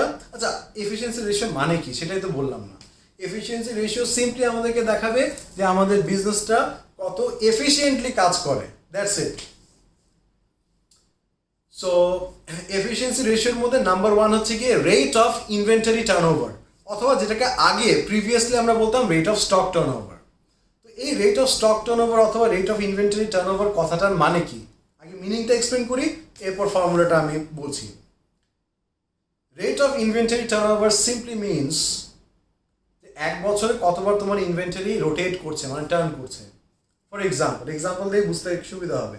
সাপোজ আমি তোমাকে বললাম আমি মার্কেটের বিজনেস করি, একটা মার্কেটের দাম 10 টাকা। আমি তোমাকে বললাম at any given point in time আমার দোকানে 3টা মার্কার থাকে। একটা মার্কেটের দাম যদি 10 টাকা হয়, 3টা মার্কেটের দাম কত হবে? 30 টাকা। So at any given point in time আমার কাছে 30 টাকার মার্কেট থাকে। আমি যখন এই 30 টাকার মার্কেট বিক্রি করে দেই, তার মানে আমার স্টক একবার রোটেট করলো। আমি যদি আরও 30 টাকার মার্কেট বিক্রি করি, স্টক 2বার রোটেট করলো। আরও 30 টাকার মার্কেট বিক্রি করলে স্টক 3বার রোটেট করলো। ক্লিয়ার না? তোমাকে যদি আমি বলি যে ইন টোটাল আমি 90 টাকার মার্কেট বিক্রি করেছি, বলতে পারবা স্টক কয়বার রোটেট করেছে? 3বার না? কিভাবে পেলা আনসার? 3 কিভাবে পেলা? 90 ডিভাইড বাই 3 করেছো না? 90টা কি ছিল? কস্ট অফ গুডস সোল্ড, যে গুডসগুলো সেল করেছো ওটার কস্ট প্রাইস, ডিভাইডেড বাই 30টা কি ছিল? অ্যাভারেজ ইনভেন্টরি, মানে অ্যাভারেজে আমার দোকানে কত টাকার ইনভেন্টরি থাকে, which is 30. So 90 divide by 30 মানে cost of goods sold divide by average inventory. এটা করলে আমরা পেয়ে যাচ্ছি যে এক বছরে স্টক কতবার রোটেট করছে, মানে কতবার টার্ন করছে। আচ্ছা, এই যে অ্যাভারেজ ইনভেন্টরিটা বললাম, এই অ্যাভারেজ ইনভেন্টরিটা কিভাবে পাবে? অ্যাভারেজ ইনভেন্টরি বের করার ফর্মুলা হচ্ছে গিয়ে opening inventory plus closing inventory divided by 2। এটা করলেই অ্যাভারেজ ইনভেন্টরিটা পেয়ে যাবে। হোয়াট ইফ আমাদের ওপেনিং ইনভেন্টরি 0 থাকে, তাহলে কি ক্লোজিং ইনভেন্টরি ডিভাইড বাই 2 করবো? নো। যদি ওপেনিং ইনভেন্টরি 0 থাকে তাহলে ক্লোজিং ইনভেন্টরি ডিভাইডেড বাই 1 হবে। কেন ডিভাইড বাই 1 বলছি? আগে ডিভাইড বাই 2 করেছিলাম কারণ 2টা ছিল ইনভেন্টরি, ওপেনিং ক্লোজিং 2টা ছিল, এই জন্যই 2টা divide by 2, opening plus closing divide by 2। যদি একটা থাকে তাহলে ডিভাইড বাই 1 হবে। তার মানে যদি ক্লোজিং ইনভেন্টরি থাকে তাহলে শুধু ক্লোজিং ইনভেন্টরি থাকে তাহলে ক্লোজিং ইনভেন্টরিটাই হয়ে যাবে অ্যাভারেজ ইনভেন্টরি। যদি ক্লোজিং ইনভেন্টরি 0 থাকে আর খালি যদি ওপেনিং ইনভেন্টরি থাকে, সেক্ষেত্রে ওপেনিং ইনভেন্টরিটাই হয়ে যাবে average inventory. Clear? Okay. So rate of inventory turnover জিনিসটা কি ওটা বুঝে গেলাম, এবং এটার স্ট্যান্ডার্ড রেট হচ্ছে গিয়ে 16 টাইমস, মানে 16 বার যদি এক বছরে রোটেট করে, এটাকে আমরা স্ট্যান্ডার্ড হিসাবে কাউন্ট করি। এরপরে চলে আসি next time, trade receivable collection period. Trade receivable collection period, অথবা এটাকে প্রিভিয়াসলি বলা হতো ডেটার্স কালেকশন পিরিয়ড। এই ট্রেড রিসিভেবল কালেকশন পিরিয়ড জিনিসটা কি? Trade receivable collection period simply দেখায় যে once you sell the goods on credit, on an average trade receivable থেকে টাকা কালেক্ট করতে তোমার কতদিন সময় লাগে। সো এটা ফর্মুলা হচ্ছে কি trade receivable divided by credit sales বা ক্রেডিট রেভিনিউ ইনটু 365। তুমি যদি 365 দিয়ে মাল্টিপ্লাই করো, তুমি আনসারটা পাবা ডেইজে। ফর এক্সাম্পল এই ফর্মুলায় যে বসানোর পরে আনসার যদি আসে 20 ডেজ, তার মানে হচ্ছে গিয়ে on an average once you sell the goods on credit it takes you 20 days time to recover the money from your trade receivable। ঠিক আছে?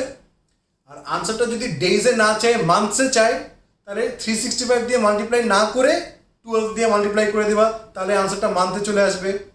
আর যদি ডেজে চাই তাহলে 365 দিয়ে মাল্টিপ্লাই করবা। কোয়েশ্চেনে কিছু না বলে দিলে সবসময় আনসারটা ডেজে দেখাবা। আর এই ট্রেড রিসিভেবল কালেকশন পিরিয়ডের স্ট্যান্ডার্ড কত? 30 ডেজ অথবা 1 মান্থ, দ্যাটস দ্য স্ট্যান্ডার্ড। যদি 30 ডেজের থেকে বেশি সময় লাগে টাকা কালেক্ট করতে, বলো তো ভালো না খারাপ? অবশ্যই খারাপ। টাকা কালেক্ট করতে বেশি সময় লাগছে তার মানে কি you are not efficient enough. টাকা কালেক্ট করতে বেশি সময় লাগছে তার মানে কি ব্যাড ডেটস হওয়ার চান্স, মানে ইরিকভারেবল ডেট হওয়ার চান্স বেড়ে যাচ্ছে। টাকা যদি কালেক্ট করতে বেশি সময় লাগে তাহলে আমাদের ক্যাশ সাইকেলে নেগেটিভ ইম্প্যাক্ট হবে। ক্যাশ সাইকেল জিনিসটা কি এটা আমি এখন এক্সপ্লেন করছি না, লাগলে ক্লাসে এক্সপ্লেন করে দেবো। যারা বুঝো তো বোঝো, আর যারা বুঝো না ক্লাসে এক্সপ্লেন করে দেবো আমি। আচ্ছা, আর হোয়াট ইফ আমরা টাকাটা অনেক জলদি রিকভার করে ফেলি, 30 ডেজের জায়গায় আমরা 10 ডেজে রিকভার করে ফেলি, ভালো না খারাপ? অবশ্যই ভালো। ব্যাড ডেটস হওয়ার chance com, positive impact on cash cycle, এরপরে অবশ্য টাকা জলদি যদি রিকভার করে ফেলি, একটা খারাপ পয়েন্ট আছে। যদি টাকা আমরা জলদি রিকভার করে ফেলি, this mite indicate we are giving away too much of discount. অনেক সময় কি হয়, আমরা ডিসকাউন্ট দিয়ে টাকা জলদি নেই, যে তুমি আমাকে টাকা 10 দিনের মধ্যে দিয়ে দাও, তাহলে তোমাকে 5% ডিসকাউন্ট দেবো। অনেক সময় আমরা এই কাজটা করি।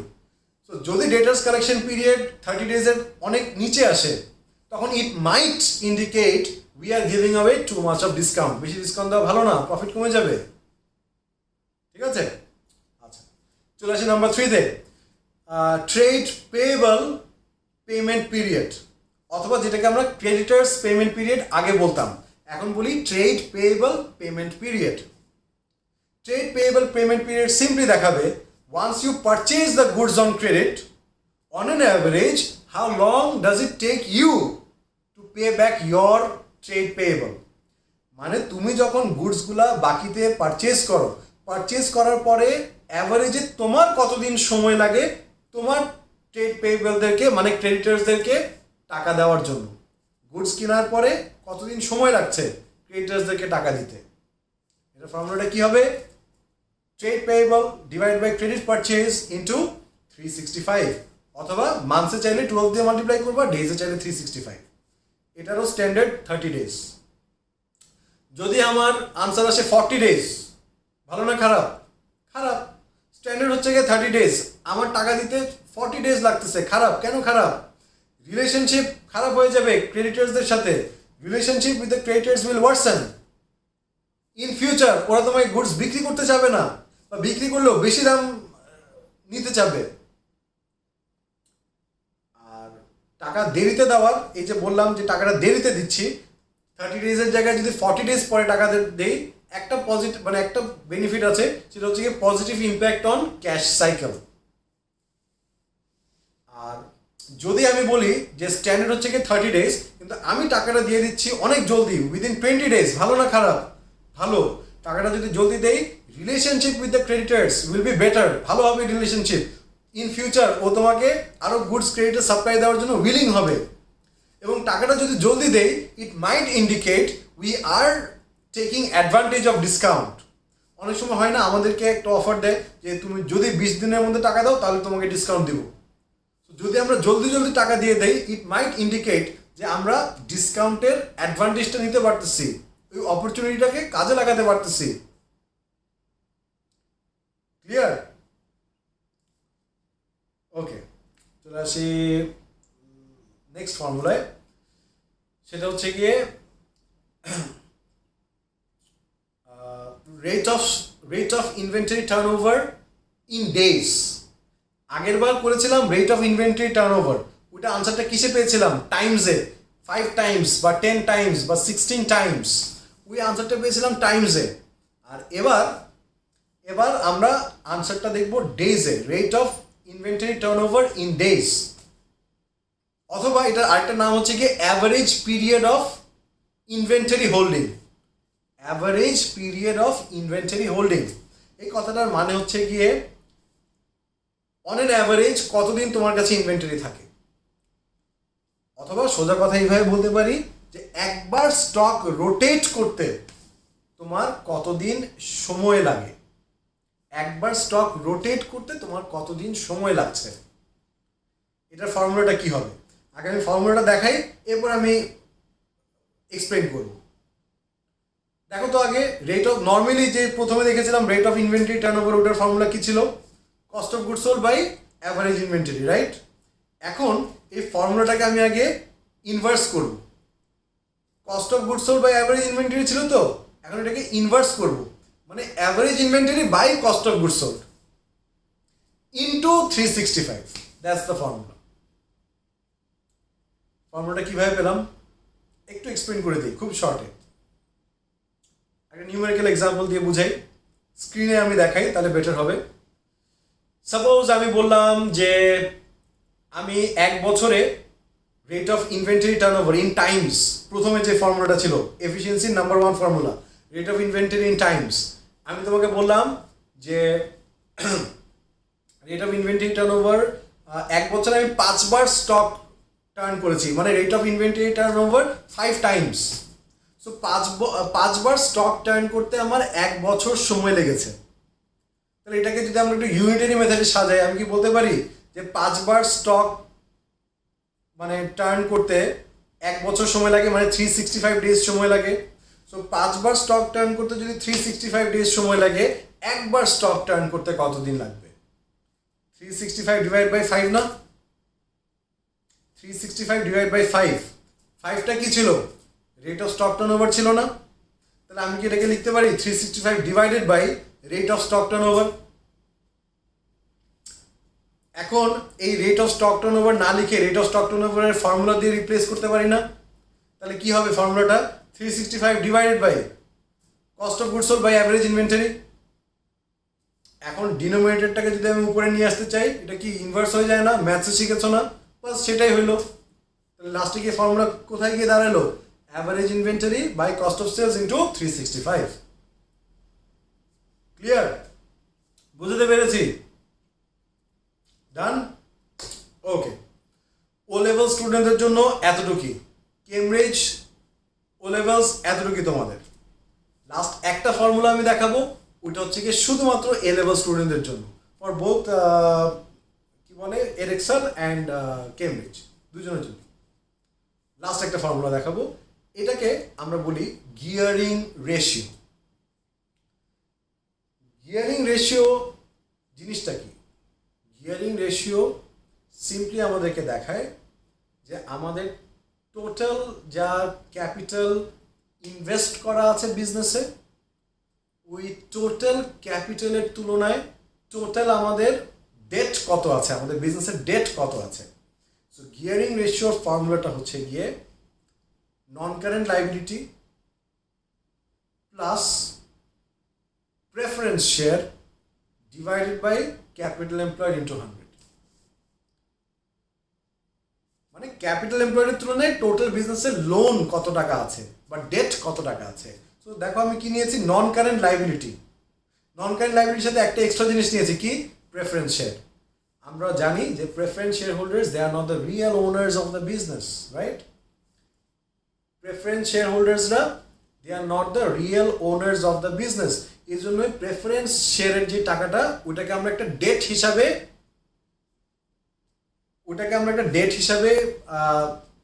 কনসিডার করি।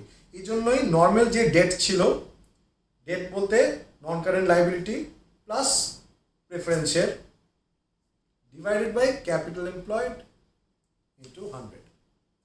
এটা স্ট্যান্ডার্ড হচ্ছে গিয়ে 30 to 50%। 30 to 50% হচ্ছে গিয়ে এটার স্ট্যান্ডার্ড। ঠিক আছে? মানে যদি আমার কথার কথা আমি এই ফর্মুলায় বসানোর পর আনসার যদি 30% আসে, তার মানে আমার বিজনেসে যা ক্যাপিটাল ইনভেস্ট করা আছে, যা টোটাল ক্যাপিটাল ইনভেস্ট করা আছে, সেটার 30% হচ্ছে গিয়ে আমার লাইবিলিটি বা নন কারেন্ট লাইবিলিটি, বা আমরা বেস্ট হয় যদি বলি ডেট, কারণ ডেট কথাটার মধ্যে নন কারেন্ট লাইবিলিটি এবং প্রেফারেন্সের দুইটাই ইনক্লুড হয়ে যায়। সো আমি যদি আনসার আসে 30%, দ্যাট বেসিক্যালি মিনস টোটাল বিজনেসে যা ক্যাপিটাল ইনভেস্ট করা আছে তার 30% হচ্ছে কি আমাদের ডেট। 30 to 50% is standard. যদি 50%-এর বেশি হয়, তার মানে হাইলি গিয়ার্ড কোম্পানি মানে বিজনেসে অনেক বেশি ডেট আছে। বেশি ডেট থাকা ভালো না, ব্যাংকরাপ্ট হতে পারে। আর যদি 30%-এর নিচে হয়, তার মানে লোলি গিয়ার্ড কোম্পানি। বেশি লোলি গিয়ার্ড হওয়া ভালো না, কারণ লোলি গিয়ার্ড হওয়া মানে হচ্ছে গিয়ে তোমার অপরচুনিটি আছে লোন নিয়ে বিজনেস এক্সপ্যান্ড করার, কিন্তু তুমি অপরচুনিটিটা কাজে লাগাচ্ছ না। So 30 to 50% is the standard. ঠিক আছে? So that's about it. চ্যাপ্টারটা মোটামুটি এক্সপ্লেন করে দিলাম। এই চ্যাপ্টারের মেইন জিনিসগুলাই হচ্ছে গিয়ে থিওরি। সো থিওরিতে আমি এখন পর্যন্ত যা কথাগুলো বললাম, এই পুরো সব পয়েন্টসগুলো খুব ভালো করে মাথায় ঢুকায় নাও, এবং আমি যে থিওরি নোটসটা তোমাদেরকে দিয়ে দিচ্ছি, ওই নোটসটাও খুব ভালো করে পড়ে নিবে। এই চ্যাপ্টারের থিওরি যদি 100% ক্লিয়ার হয়, খুব ইজিলি মার্কস স্কোর করতে পারবে। আজকে আমি এতটুকুই রাখবো। Thank you for watching. Till next time, আল্লাহ হাফিজ।